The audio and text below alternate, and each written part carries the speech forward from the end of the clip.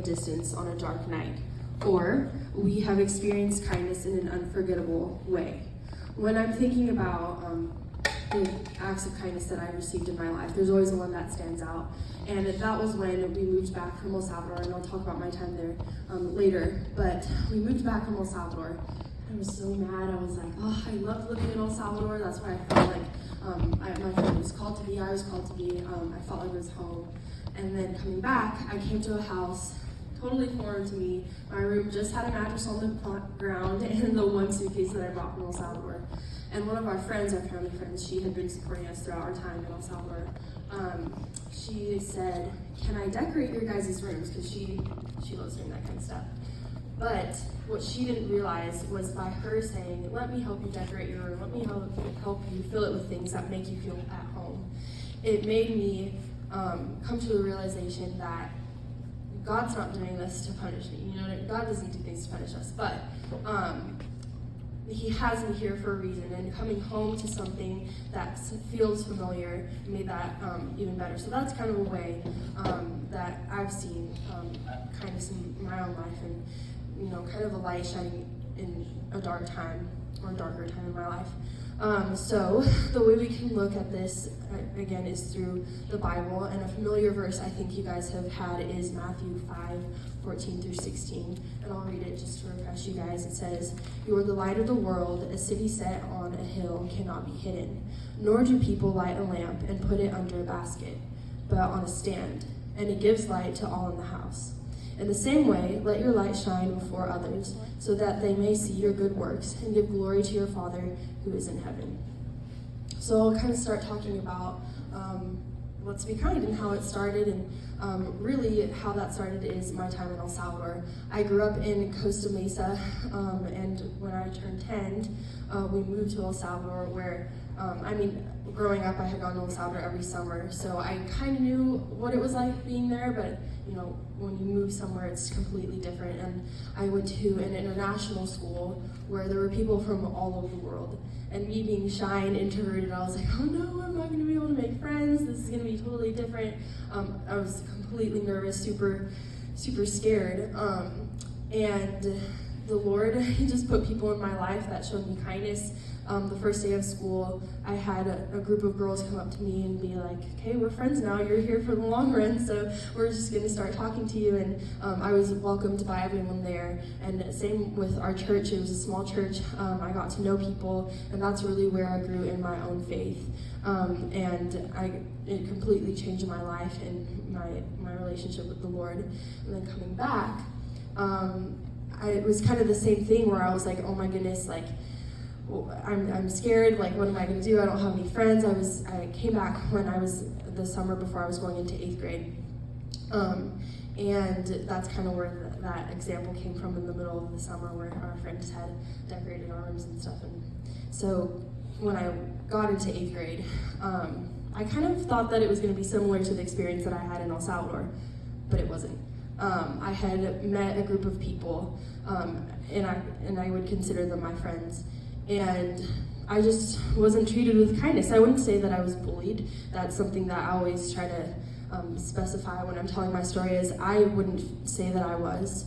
I definitely was hurt by the people around me. They would say things about the way I spoke Spanish, or the way that I would wear my hair, or the shoes, just little things. And so I would go home to my mom, and I'd be like, oh, these people were saying all these mean things about me. And it wasn't for a really long time until she was like, okay, what are you going to do about it? And at the time, I didn't know I could do anything about it, because, I'm a 13-year-old in middle school, being treated bad by the people around me, feeling like, I couldn't do anything. And so in the first year, we just passed out pizzas that had signs that said, let's be kind to each other. And that day, it was mainly about the pizza, because, middle schoolers and pizza, who doesn't like pizza? But I think that started a spark. It lit a spark within that community, because before we had a Let's Be Kind Day, the students had, all their little different groups. We had the sports people, the academic people, the choir kids.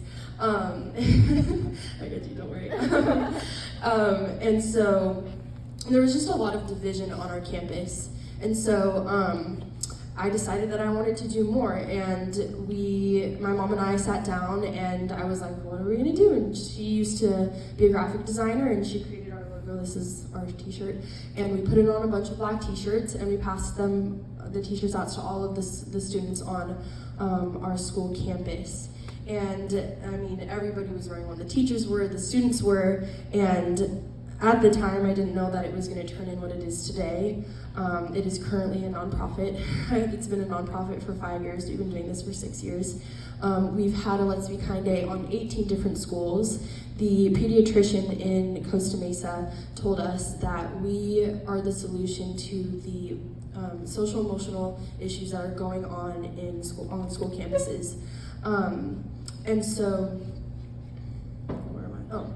We also have a lot of sponsors. One of them is actually vans, and so the Lord has just been moving throughout our journey. Again, we've been doing this for 6 years, and it's been a roller coaster of a ride. I mean, when you are on a middle school and high school campus, it's scary in there, and sometimes you may do something that people won't accept, but for some reason, Let's Be Kind is something that students have accepted, and we're the only nonprofit currently that is so welcomed into schools. And so, I mean, we aren't a Christian nonprofit, but one of our inside goals is that we would show God's love through our kindness. And so, being specific about who we choose to be on campus, we are able to spread God's love through what we do.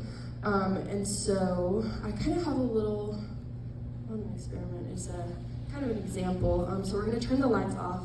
And do all of you have a phone? Yeah? Cool. I have a calculator. Yeah, okay. So we're going to turn the lights off. And then I'm going to get, can you see me? Do you have a phone? Can you pull it out? I want you to turn on your flashlight. Just one person right now. Okay, you guys are a little far ahead, but thank you. All right, so we have one flashlight. It's pretty bright, right? But I want us to see what happens when we help each other share a light. So can the person next to him turn your light on? And then we're going to continue doing that until everybody has their lights on. Almost everybody? Cool. All right. We all have our flashlights on, right? And now we see that it's shining even brighter. So, just like the flashlights, when we live out our faith, we actually shine like a light. When we live out our faith together, we shine even brighter. All right, cool, you guys. Thank you for participating. That was great. Oh, you can turn lights back on. So it's through working together and shining our lights that we are fully able to, spread God's love. An example of this that I always like to tell is the same year when we did our first Let's Be Kind Day. I had a friend come up to me a couple weeks before the Let's Be Kind Day, and she had told me something about her life. And immediately after she told me, she goes, "Well, don't you hate me now because you're a Christian?" And I think a lot of the times people tend to feel like we are judgmental, and we won't want to live our lives with those people because of the decisions we're making. Fast forward to the Let's Be Kind Day, our first Let's Be Kind Day. After everything happened and everybody had their t-shirts on, the same girl came up to me and she goes, "Thank you so much for doing this. You'll never know how much it means to me. I feel seen and heard by my peers and the people around me." And so after that, she asked me to take her to church, and she was able to experience God's light through other people other than just me. And I really think that being on a school campus, it's important for not only you to be shining your light for others to know, but also when you are shining your light, you're letting others know who are following Jesus, that it's kind of like you can do a kind of teamwork kind of thing where you are able to shine your lights together. This is shorter than I thought it was going to be. Is that okay? Yeah. So we don't all have to start a nonprofit to show God's love, right? To be the light. But each of us can do something. We all have something that God is calling us to do. So I'm going to give you a couple practical ways that you can be the light on your school campus. The first one for me is being kind. That obviously looks different for everyone. I have a friend that her way of showing kindness is by serving others. She's the one that if we ever need anything, we call her because we know that she will always be there for us. She will always be ready to give us a ride or to take us somewhere or give us encouraging words. So I think maybe thinking about what does it look like for you to be kind to others. It could be opening a door, it could be complimenting that person on what they're wearing or how, whatever. And so I think being intentional about how you're trying to be kind to others. Second thing, encouraging others, and that kind of falls underneath being kind, I think. But encouraging others and really the words of affirmations. I think a lot of the times we tend to be focused on let's affirm ourselves and what are the words that we can tell ourselves to get through the day, right? But we don't necessarily think about encouraging others with those words of affirmations. Third thing, including people in conversation. I think a lot of times it's easy to stick with the people you know. I mean, I'm an introvert. I love sticking with the people I know. But you never know what can happen when you go up to someone you don't know or that person you don't really talk to on a regular basis. You don't know what kind of change in their lives that can happen when you go up and talk to them. The last thing, and this is kind of going back to our Let's Be Kind thing, because our main thing that we do for Let's Be Kind is we pass out pizza. We sit around and we have a meal together. So sharing food is one of the practical ways that I have on here. And I think that we don't realize how intimate it is to have a meal with each other. Growing up, my family always invited people to have dinner with us, to sit at the table and have a conversation. And so kind of finding a way to do that on your school campus. Going again up to someone you may not know, or maybe being intentional about your conversation that you're having while you're eating lunch at school. That is all I have for you guys today. I know it was a little short, but I really think looking around you guys, oh, thank you. You guys seem like an awesome group. It's really encouraging to see people who are younger than me. I'm not too much older, but it's encouraging to see you guys in your faith and how you're walking with the Lord. And so again, we are lights and we can share God's love through that, but it's really important to know that when we work together to shine our lights, it can do even greater good for the Lord. So thank you.